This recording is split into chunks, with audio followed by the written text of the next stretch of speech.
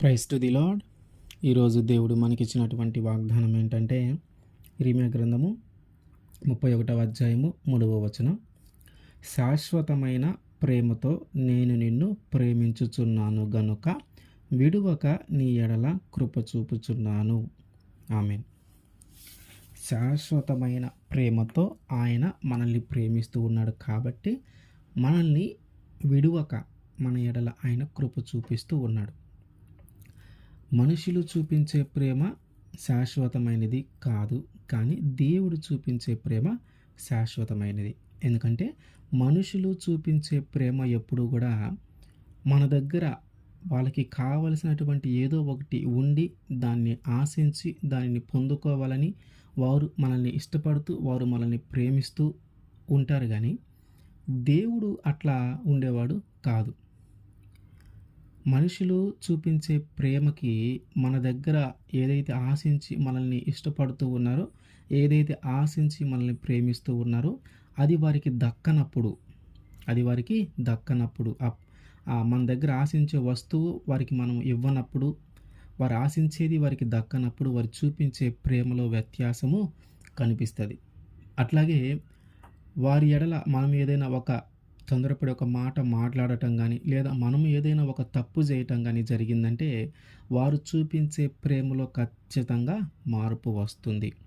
పొరపాటున మనం ఏదైనా ఒక తప్పు చేస్తే ఆ తప్పును బట్టి వారు మనల్ని ఒక చెడ్డవారిగా భావించి, అంటే వాళ్ళు ఊహించుకునే విధానంలో మనం చాలా మంచి వాళ్ళగా ఊహించుకొని వారు మనల్ని ఇష్టపడుతూ ఉంటారు. అయితే మనం ఏదైనా ఒక తప్పు చేసి అది తెలిసినప్పుడు వారు ఇంకా చెడ్డవారు అనే ఒక ముద్ర మన మీద వేసి వారు మనల్ని ప్రేమించటం కూడా ఆపివేసే సందర్భాలు మన జీవితాలలో మనము చాలా చూస్తూ ఉంటాం. అంటే సాధారణంగా చిన్న చిన్న గొడవలు కానీ, అన్నదమ్ముల మధ్య ప్రేమ కానీ, భార్యాభర్తల మధ్య ప్రేమ కానీ, సంతానానికి ఆ తల్లిదండ్రులకు మధ్య ప్రేమ కానీ, చాలా చిన్న చిన్న కారణాలను బట్టి కూడా వారు విడిపోయే పరిస్థితులు మనము చూస్తూ ఉన్నాం.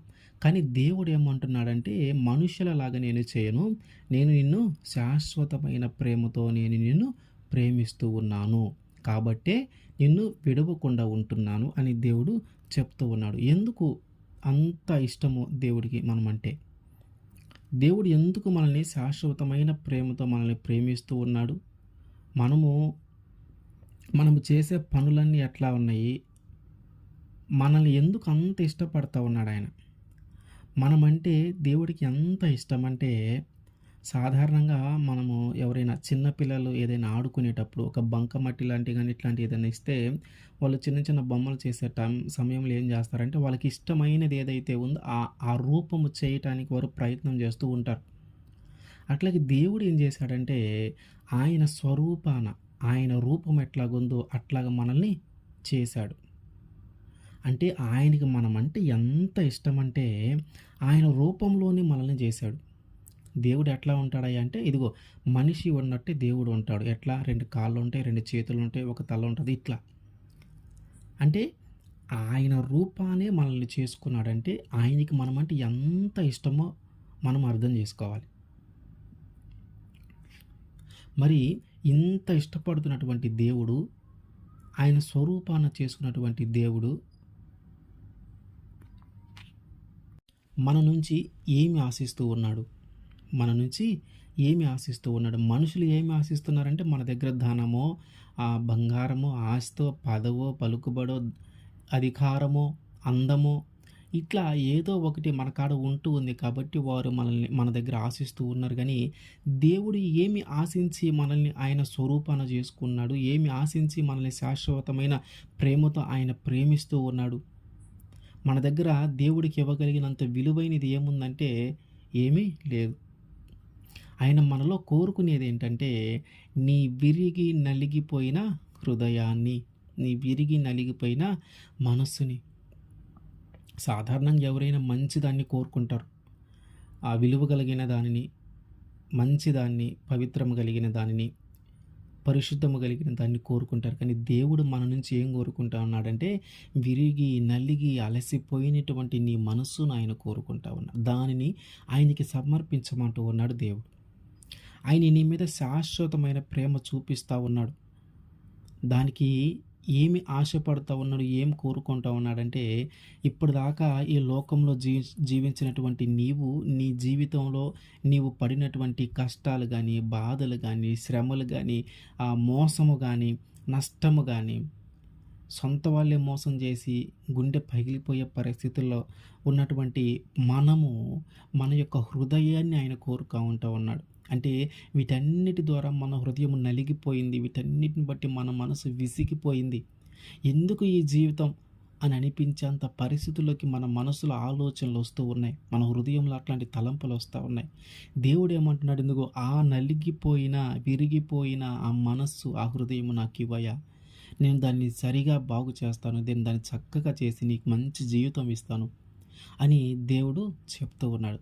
అంత శాశ్వతమైన ప్రేమ ఆయన మీద చూపిస్తూ ఉన్నారు. మనుషులు కానీ వారికి ఇష్టమైంది మనం ఇవ్వకపోయినా, వారికి నచ్చింది మనం ఇవ్వకపోయినా, వాళ్ళు ఏదైతే ఆశిస్తూ ఉన్నారో అది మనం వారికి ఇవ్వకపోతే వారి యొక్క ప్రేమలో వ్యత్యాసం వస్తుంది. కానీ దేవుడు ఏంటంటే ఆయన చూపించే ప్రేమలో వ్యత్యాసము లేదు. ఆయన కోరుకుంటుందంటే ఒక నలిగి విరిగిపోయిన నీ హృదయాన్ని ఆయనకి సమర్పిస్తే చాలు. ఒకవేళ నువ్వు ఏదైనా తప్పు చేస్తే, ఏదైనా పొరపాటు చేస్తే, ఆ తప్పును బట్టి, ఆ పొరపాటును బట్టి దేవుని దగ్గరికి వచ్చి నువ్వు బతిమలాడుకొని పశ్చాత్తాపడి, ఆ పాపము నిమిత్తం ఆయన రక్తంలో నువ్వు కడగబడి, ఆ పాపాన్ని వదిలిపెట్టి, ఆ తప్పును వదిలిపెట్టి తిరిగి ఎప్పుడు కూడా ఆ పాపం వైపు నువ్వు వెళ్ళకుండా, ఆ చెడ్డ పని నువ్వు చేయకుండా ఉంటే చాలు. ఆయన ప్రేమ నీకు ఎప్పటికీ కొదవ కాదు. అదే మనుషుల దృష్టిలో నువ్వు ఒక తప్పు చేసి తిరిగి వాళ్ళ దగ్గరికి వెళ్ళి నువ్వు సారీ చెప్పి, లేదా వాళ్ళని బతిమలాడుకున్నా కూడా ఇంతకుముందు ఎంత ప్రేమ అయితే నీ మీద చూపించారో తిరిగి నీ మీద అంత ప్రేమ వారు చూపించలేరు. తిరిగి అంత ప్రేమ వాళ్ళు చూపించలేరు. అదే మనుషులకి దేవుడికి ఉన్న తేడా ఏంటంటే, ఆయన నిన్ను ప్రేమించటంలో ఏమి ఆశించకుండా, నీ ధనాన్ని కానీ, బలాన్ని కానీ, అధికారాన్ని కానీ ఏమి ఆశించకుండా ఆయన స్వచ్ఛందంగా ఆయన నిన్ను ప్రేమిస్తూ ఉన్నాడు. కానీ మనుషులైతే ఏదో ఒకటి ఆశించి నిన్ను ప్రేమిస్తూ ఉన్నారు. అందుకని నువ్వు ఏదైనా తప్పు చేసినప్పుడు తిరిగి ఆయన నిన్ను క్షమించి, ఇంతకుముందు ఎంతైతే ప్రేమ చూపించాడో అంతకంటే ఎక్కువగానే ఆయన నిన్ను ప్రేమిస్తూనే ఉంటాడు, నువ్వు తప్పు చేసి తిరిగి తెలుసుకొని వచ్చిన తర్వాత కూడా. కానీ మనుషులు అట్లా ఉండరు. ఒక్కసారి మన జీవితంలో మనం ఒక డెసిషన్ గానీ, రాంగ్ స్టెప్ గానీ వేసామంటే తిరిగి ఆ ప్రేమ అంటే తప్పు చేయటానికి ముందు వారు మనల్ని ఎంత ప్రేమించారో, తప్పు చేసిన తర్వాత వాళ్ళు మనల్ని అంత ప్రేమించడానికి వాళ్ళ మనసు రాదు. అంత ప్రేమ తిరిగి వారు మన మీద చూపించరు. కానీ దేవుడు అట్లాంటి వాడు కాదు. దేవుడు నువ్వు తప్పు చేసినా సరే తిరిగి ఆ పాపాన్ని నువ్వు ఒప్పుకుంటే, ఆ పాపంలో తిరిగి పడిపోకుండా ఉంటే, ఆయన దగ్గరికి వచ్చి నేను తప్పు చేశానని ఒప్పుకుంటే తిరిగి ఇంతకుముందు ఎంత ప్రేమ అయితే చూపించాడో అంతకంటే కొంచెం ఎక్కువ ప్రేమే నీ మీద చూపించి నిన్ను మార్చుకోగలిగిన దేవుడు ఆయన. అందుకని ఆయన అంటున్నాడు, శాశ్వతమైన ప్రేమతోనయ్యా, ఇది సాధారణమైన విషయం కాదు. నీ మీద ఆశించి, నీ మీద కోపపడి 4 రోజులు నీకు దూరంగా ఉంచి ఇట్లాంటిది కాదు. శాశ్వతమైన ప్రేమతోనే నేను నిన్ను ప్రేమిస్తూ ఉన్నాను కనుక నీ ఎడల కృప చూపుచవున్నాను కనుక నేను నిన్ను విడిచిపెట్టట్లేదు. మరి ఆయన మన ఎడల ఎంత ప్రేమ చూపిస్తూ ఉన్నాడు కదా! ఇంత కృప చూపిస్తూ ఉన్నాడు కదా! మరి ఆయనకి ఆ ప్రేమ చూపించటానికి, ఆ ప్రేమను మనము ఆయన ప్రేమను పొందుకోవటానికి, ఆయన మన మీద ప్రేమ చూపించటానికి మనం ఎలా ఉండాలి? మనము ఎలా ఉండాలి? ద్వితీయోపదేశకాండము 23వ అధ్యాయము 14వ వచనం. నీ దేవుడైన యెహోవా నిన్ను విడిపించుటకును, నీ శత్రువులను నీకు అప్పగించుటకును, నీ పాలెములో సంచరించుచుండును గనుక ఆయన నీలో అసహ్యమైనదేది అయినను చూచి నిన్ను విడవకుండునట్లు నీ పాలెమును పరిశుద్ధంగా ఉండవలెను. ఏంటంట, ఆయన మన శత్రువుల నుంచి మనం విడిపించటానికి, ఆయన శాశ్వతమైన ప్రేమ మన మీద చూపించటానికి, మనం ఏదైనా ఇరుకులో ఇబ్బందుల్లో ఉన్నామంటే వాటి నుంచి విడిపించటానికి, ఏ శత్రువులు మన మీద దాడి చేయకుండా ఉండటానికంటే ఆయన ఏం చేస్తున్నాడంటే మన చుట్టూనే సంచరిస్తూ ఉన్నాడట. మన చుట్టూ సంచరిస్తూ ఉన్నాడు, మనల్ని గమనిస్తూ ఉన్నాడు, మన ప్రవర్తన చూస్తూ ఉన్నాడు, మనం చేసేవన్నీ చూస్తూ ఉన్నాడు. ఏమంటున్నాడంటే ఆయన నీ శత్రువుల చేతిలో నుంచి నిన్ను విడిపించటానికి, నీ శత్రువులను నీకు అప్పగించటానికి, ఎవరికి నువ్వు భయపడకుండా ధైర్యంగా జీవించటానికి, ఇదిగో నేను నీ పక్కనే, మన పక్కనే ఆయన సంచరిస్తూ ఉన్నాడు. అయితే ఆయన సంచరించేటప్పుడు మన దగ్గర ఆయన సంచరించేటప్పుడు అంటే మనం ఎలా ఉండాలంటే, ఆయన మనల్ని చూసినప్పుడు మనలో అసహ్యమైనది ఏది కనపడకూడదంట. అసహ్యమైనది ఏది కనపడకూడదంట. అసహ్యమైనదంటే ఆయనకి ఇష్టం లేనిది, ఆయనకి నచ్చనిది. ఆయనకి నచ్చనిది, ఆయనకి ఇష్టం లేనిది, అసహ్యమైనది, దేవునికి అసహ్యమైనది మన జీవితంలో ఏమీ కనపడకూడదు. ఎప్పుడు అంటే ఆయన మనల్ని చూడటానికి మన చుట్టూ సంచరిస్తూ ఉంటాడు. మన పరిస్థితులన్నిటి నుంచి మనల్ని విడిపించటానికి, మన బాధల నుంచి విడిపించటానికి, మన కన్నీళ్ళ నుంచి విడిపించటానికి ఆయన మన చుట్టూ తిరుగుతూ ఉంటాడు. మన శత్రువుల నుంచి మనం విడిపించటానికి. ఆ సమయంలో మన జీవితంలో మనము ఆయనకి నిర్దోషిగా ఎంచబడాల. మన మన మన జీవితంలో మనల్ని చూసినప్పుడు ఆయనకి మనలో ఏ తప్పు కనపడకూడదు, ఏ దోషము కనపడకూడదు, ఏ పాపము మనలో కనపడకూడదు. మనం స్వచ్ఛందంగా ఆయనకి కనిపించాలి, నిర్దోషిగా మనం కనిపించాలా. అసహ్యమైనది ఏదైనా, చెడ్డది ఏదైనా నీ జీవితంలో కనిపిస్తుందేమో. కాబట్టి జాగ్రత్త పడి సరి చేసుకోవాలా మనం. అయ్యో, నేను ఈ తప్పు చేస్తున్నాను, దేవుడు నా చుట్టూనే ఉంటానని అంటున్నాడు. నేను ఈ తప్పు చేస్తే దేవుడు చూస్తాడు కదా, ఈ ఈ ఈ తప్పు చేయటం దేవుడు చూస్తే తిరిగి నా దగ్గరికి రాడు కదా, దేవుడు ఒకవేళ శిక్షిస్తాడేమో. ఇట్లాంటి ఆలోచనలు, ఇట్లాంటి భయము, ఇట్లాంటి భక్తి మనము కలిగి ఉండాలి. కాబట్టి ఆయన మన మన యొక్క గృహములలో కానీ, మన చుట్టూ కానీ, మన ప్రాంతంలో కానీ ఆయన సంచరించేటప్పుడు ఆయన కంటికి మనలో ఉన్నటువంటి ఏ విషయంలోనైనా సరే మనము అసహ్యమైనది ఏది కనిపించకూడదు, చెడ్డది ఏది కనిపించకూడదు, పాపం ఏది కనిపించకూడదు, తిరుగుబాటు ఏది కనిపించకూడదు, వ్యతిరేకత ఏది కనిపించకూడదు. అప్పుడు ఆయన ప్రేమను పొందుకోవటానికి మనము అర్హులము. ఆ శాశ్వతమైన ప్రేమ అప్పుడు ఆయన మన మీద చూపిస్తాడు. అని మనము అట్లా ఉండగలుగుతా ఉన్నామా? అయ్యో, దేవుడు వస్తూ ఉన్నాడు, మా చుట్టూనే ఉంటున్నాడు, మనం చేసే ప్రతిదీ చూస్తూ ఉన్నాడు, మనం ఈ పాపం చేస్తున్నాం ఖచ్చితంగా దేవుడికి తెలుస్తుంది, ఈ తప్పు చేస్తున్నాం ఖచ్చితంగా దేవుడికి తెలుస్తుంది ఆలోచనలో మనము అసలు ఉండట్లేదు. ఇర్మియా గ్రంథము 44వ అధ్యాయం 5వ వచనం, వారు ఆలకింపకపోయిరి, అన్య దేవతలకు ధూపార్పణ చేయుట మానకపోయిరి, తమ దుర్మార్గతను విడవకపోయిరి, చెవియొగ్గకపోయిరి. ఏంటంటే ఆలకించట్లేదంట. దేవుడు ఏం చెప్తా ఉన్నాడు?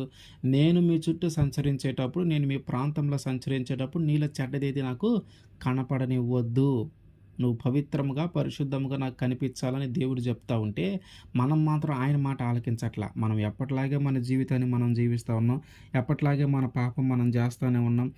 రోజువారీ జీవితంలో ఎన్ని తప్పులైతే చేస్తున్నామో అవన్నీ మనము చేస్తూనే ఉన్నాం. మనలో మార్పు ఏమీ లేదు. ఆయన కూడా అదే అంటున్నారు, వాళ్ళు ఆలకించట్లేదు. అన్ని దేవతలకు పూజించొద్దాయంటే పూజిస్తూ ఉన్నాడు, దుర్మార్గతను విడిచిపెట్టాయంటే వాడు విడిచిపెట్టట్లా, నేను చెప్పినవి ఏవి కూడా చెవిని పట్టట్లా, నేను చెప్పినవి ఏవి కూడా చెవిని పట్టట్లా. నేనేమో శాశ్వతమైన ప్రేమతో మిమ్మల్ని ప్రేమించాలని నేను ఎదురు చూస్తూ ఉన్నాను, విడువక మీ ఎడల కృప చూపాలని నేను ఆరాటపడతా ఉన్నాను, ఇష్టపడతా ఉన్నాను. కానీ మీరేం చేస్తూ ఉన్నారంటే, నేను మీ మధ్య సంచరించాల్సి వచ్చినప్పుడు, నేను మీ మధ్య సంచరిస్తూ ఉన్నప్పుడు మీలో దోషం ఏది నాకు కనపడకుండా, మీలో చెడ్డదేది నాకు కనిపించకుండా, మీలో శాపమేది నాకు కనిపించకుండా ఉండండి అని చెప్తా ఉంటే, మీరేమో నా మాట వినకుండా, నా మాట చెవిని పెట్టకుండా మీ ఇష్టానుసారంగా మీరు జీవిస్తూ ఉన్నారు. మీ దుర్మార్గమైన జీవితాన్ని మీరు జీవిస్తూ ఉన్నారు, మీ చెడ్డ జీవితాన్ని మీరు జీవిస్తూ ఉన్నారు, మీ పాప జీవితాన్ని మీరు జీవిస్తూ ఉన్నారు. మీరు మాత్రం నా మాట వినట్లేదు, మరి ఈ శాశ్వతమైన ప్రేమ నువ్వు ఎలా పొందుకుంటావు?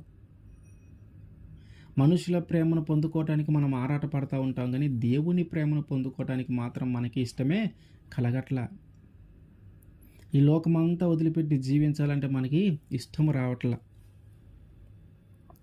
కాబట్టి ఆయన సంచరించేటప్పుడు మనం పరిశుద్ధంగా, పవిత్రంగా కనిపించాలంటే ఈ లోక మాలిన్యము నిన్ను అంటకుండా, ఈ లోక ఆశలను పడిపోకుండా, ఈ లోక కోరికలను పడిపోకుండా నిన్ను నువ్వు జాగ్రత్త చేసుకోవాలా. అప్పుడే నువ్వు ఆయన దృష్టికి మంచివాడిగాను, ఆయన దృష్టికి పవిత్రంగాను, ఆయన దృష్టికి పరిశుద్ధంగాను నువ్వు కనిపిస్తావు. హెబ్రీయులకు రాసిన పత్రిక 13వ అధ్యాయం 5వ వచనం, ధనాపేక్ష లేని వారై మీకు కలిగిన వాటితో తృప్తి పొందియుండుడి, నిన్ను ఏమాత్రమును విడువనో నిన్ను ఎడబాయనో అని ఆయనే చెప్పెను కదా. ఏంటంట, ధనాపేక్ష లేకుండా మనం ఉండాలంట. అట్లాగే కలిగిన వాడితో తృప్తి పొంది ఉండాలి. ఎందుకు అంటే ఆయన మనల్ని చూస్తూ ఉన్నాడు. ఏ మాట చెప్తా ఉన్నాడు, చూసి నిన్ను విడువను, నిన్ను ఎడబాయను అని ఆయన చెప్తా ఉన్నాడు. ధనాపేక్ష సమస్త కీడుకు మూలము. సాధారణంగా ఒక 100 పాపాలు జరిగినాయి అంటే అందులో ఒక 99 పాపాలు లేదా ఒక 90 పాపాలు ధనమే కారణం. ధనమే కారణం. ధనము కోసమన్నా జరగాల, ధనం ఉంది కాబట్టి అన్నా జరగాల. ధనము సంపాదించే మార్గంలోనన్నా పాపం చేయాలా, లేదా ధనము ఎక్స్ట్రా అంటే బాగా ధనం సంపాదించుకొని ఉన్నాము కాబట్టి అదంతా కూడా ఖర్చు పెట్టేదంతా కూడా పాపంలోనే ఖర్చు పెట్టాలి. అందుకని దేవుడు అంటాడు, ధనవంతుడు పరలోక రాజ్యంలో ప్రవేశించుట అసాధ్యము. ఆయన చక్కటి ఉదాహరణ, ఎంత అసాధ్యం అంటే సూది బెజ్జంలో ఏనుగు, అది ఎట్లా పడుతుంది అసలు? కాబట్టి మనకి ధనాపేక్ష అనేది, ధనం మీద ఆశ, కోరిక అనేది మనల్ని ఎటువైపు నడిపిస్తూ ఉంది, దాని మీద ఎంత ఆశపడతా ఉన్నాం, దాని మీద ఎంత కోరిక కలిగి ఉంటా ఉన్నాం, దాన్ని సంపాదించడానికి ఎన్ని ప్రయత్నాలు చేస్తున్నాం, ఎట్లాంటి మార్గాలలో మనము వెళ్తూ ఉన్నాం, ఎట్లాంటి వృత్తిని మనం ఎంచుకొని ఉంటున్నాం, ఇవన్నీ మనం ఆలోచించాల్సిన విషయాలే. ఎందుకంటే దాన్ని సంపాదించే మార్గము కూడా కొన్నిసార్లు మనల్ని పాపంలోనికి తీసుకొని వెళ్ళిద్ది. సంపాదించిన తర్వాత ధనం ఎక్కువగా ఉంటే గర్వం ఎక్కి మాట్లాడతాం. ఆ ధనము ఎక్కువ ఉంటే ఎవరిని లెక్క చేయం, విర్రవీగుతూ ఉంటాం. ధనం ఎక్కువగా ఉంటే అది పాపము వైపే మనల్ని నడిపించి ఆ పాపపు జీవితంలోనే ఉండేలాగా మనల్ని చేస్తూ ఉంటుంది. కాబట్టి ధనాపేక్ష లేకుండా నీకు ఎంతవరకు అవసరమో అంతవరకు ధనము అవసరమే. ఎంతవరకు అవసరమో అంతవరకు మనం ఉపయోగించుకోవాలి, అంతవరకు మనం కష్టపడి సంపాదించుకోవాలి. కానీ ఆ సంపాదించే మార్గము కూడా మంచిది మనం ఎంచుకోవాలి. అనేకమైన మార్గాల్లో ధనం సంపాదించవచ్చు ఈ రోజుల్లో, కానీ నిజాయితీగా యథార్థవంతంగా కష్టపడి సంపాదించుకునే మార్గాన్ని మనం ఎంచుకోవాలి. అప్పుడే దేవుడు మనల్ని ఆశీర్వదిస్తూ ఉంటాడు. అయితే ఆయన ఏమంటున్నాడంటే, నేను విడువను, ఎడబాయను, కానీ నువ్వు ధనాపేక్ష లేకుండా ఉండు. ఎందుకంటే ధనాపేక్ష సమస్త కీడుకు మూలము. ధనాపేక్ష సమస్త కీడుకు మూలము. అయితే మనము శాశ్వతమైన ప్రేమతో ఆయన మనం ప్రేమిస్తూ ఉన్నాడు అని ఆయన మనకి చెప్తూ ఉన్నాడు. మనం ఆ మాట మనం నమ్ముతూ ఉన్నాం. మరి ఎందుకు ఇంత శాశ్వతమైన ప్రేమ దేవుడు మన మీద చూపిస్తూ ఉన్నాడు? 1 పేతురు 1:21, మీరు క్షయబీజము నుండి కాక శాశ్వతమగు జీవము గల దేవుని వాక్య మూలముగా అక్షయ బీజము నుండి పుట్టింపబడిన వారు. ఎందుకంట ఈ శాశ్వతమైన జీవము గల దేవుని వాక్యము ద్వారా మనము పుట్టింపబడిన వారము కాబట్టి ఆయన యొక్క శాశ్వతమైన ప్రేమను పొందుకునే అర్హత మనకుంది. ఇక్కడ ఏంటంటే క్షయబీజము నుండి మనం పుడతా ఉన్నాం. తల్లి గర్భంలో నుంచి మనం వచ్చింది క్షయముగానే. అంటే మన శరీరము ఆ గర్భములో ఉన్నటువంటి మనకు ఏర్పడినటువంటి అవన్నీ కూడా క్షయమవుతాయి ఏదో ఒక రోజు. కానీ దేవుడు ఏమంటున్నాడంటే ఆ క్షయమైన వాటిని బట్టి కాకుండా ఇప్పుడు అక్షయముగా నువ్వు మారాలా. అంటే ఇంక అది నశించిపోకుండా ఉండేలాగా నువ్వు మారాలా. ఆ నశించిపోకుండా ఉండగలిగే మార్గం ఏంటంటే నువ్వు రక్షణ పొందుకొని బాప్తిసం రక్షణ పొందుకోవటమే నీకు అక్షయమైన మార్గము. ఎప్పుడైతే నువ్వు రక్షణ పొందుకుంటావో నువ్వు అప్పుడు అక్షయమైన బీజము నుంచి పుట్టినవాడివి అవుతావు. అక్షయమైన బీజము నుంచి పుట్టినవాడు అవుతావు. అదే కదా చెప్తా ఉన్నాడు దేవుడు, శాశ్వతమగు జీవము గల దేవుని వాక్యమూలముగా అక్షయ బీజము నుండి పుట్టింపబడిన వారు. సాధారణంగా మన పుట్టుక ఎట్లా ఉందంటే క్షయమైనదిగానే ఉంది. ఏదో ఒకరోజు మనం నశించిపోతాం. కానీ దేవుడు ఏమంటున్నాడు అంటే నశించిపోకుండా అంటే మనం యుగయుగాలు బ్రతుకుతామని కాదు, మన శరీరం గురించి మాట్లాడట్లా, మన ఆత్మ గురించి మాట్లాడుతూ ఉన్నాడు దేవుడు. మన శరీరం గురించి మాట్లాడట్లేదు, మన ఆత్మ గురించి మాట్లాడుతూ ఉన్నాడు. ఈ ఆత్మ అక్షయ బీజమును పొందుకోవాలా. అంటే ఏంటి? మనము రక్షణ పొందుకోవాలా వాక్యము ద్వారా. శాశ్వతమగు, అక్కడేమన్నాడు? శాశ్వతమైన జీవము ఉంది. ఆ శాశ్వతమైన జీవము మనం ఎప్పుడు పొందుకుంటామంటే శాశ్వతమైన ప్రేమను కూడా మనం పొందుకోవాలి. ఆ శాశ్వతమైన ప్రేమ ఆయన మీద మనం చూపించినప్పుడు ఈ శాశ్వతమైన జీవములోకి మనం నడిపించబడతాం. మీరు ఈ శాశ్వతమైన జీవము గల దేవుని వాక్య మూలముగా మనల్ని పుట్టింపబడిన వారం అంటే దేవుని వాక్య మూలంగా పుట్టడం అంటే ఏంటంటే మనము ఆ బాప్తిసము తీసుకోవటమే.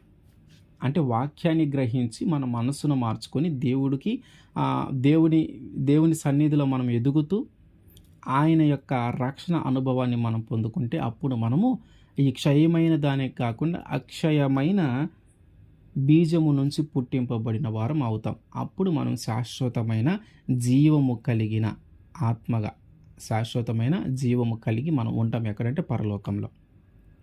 కాబట్టి ఆ శాశ్వతమైన ప్రేమను మనం పొందుకుంటే మనము శాశ్వతమైన జీవము గల మార్గములోనికి మనం వెళ్తాం. శాశ్వతమైన జీవము గల ఆ పరలోకములోనికి మనము వెళతాం. ఆమేన్.